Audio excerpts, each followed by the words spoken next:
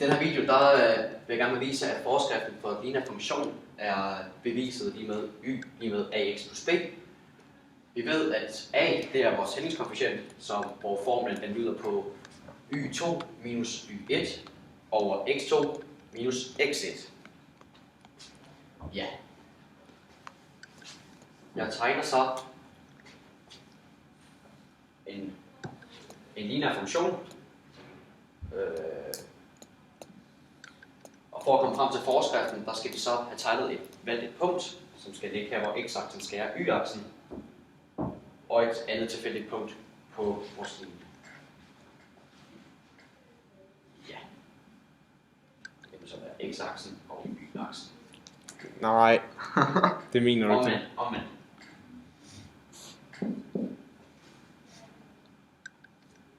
Og sådan der. Det her punkt, det kan vi så kalde x, y. Ja. Jamen nu har vi fundet vores punkt herovre på x-aksen, hvor den skærer. Hvor vi har lavet vores eget punkt. Ja. Og nu finder vi det punkt, hvor den skærer, hvor x skærer y-aksen. Og da vi har ukendte tal, så kan vi bare op fra 0 til der. Og da vi har defineret den der, så definerer vi den der som b, det vil sige 0, b.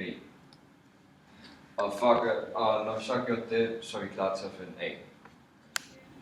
Vi indsætter nu vores formel der for hældningskoefficienten, så den hedder, med vores kendte værdier nu, så den hedder, i stedet for y2, så hedder den y, og så y1 er jo så vores b, y minus b, over x2, som er x, og x1, som er 0. For at regne videre på det, kommer man så bare til a lige med y minus b over x.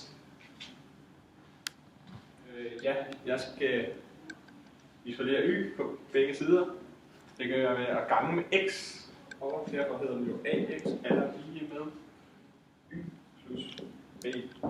Og hermed hedder den ax plus b er lige med y. Og dermed har jeg altså bevist, at y er lige med ax plus b ved denne formel. Så ja, tak fordi du så med.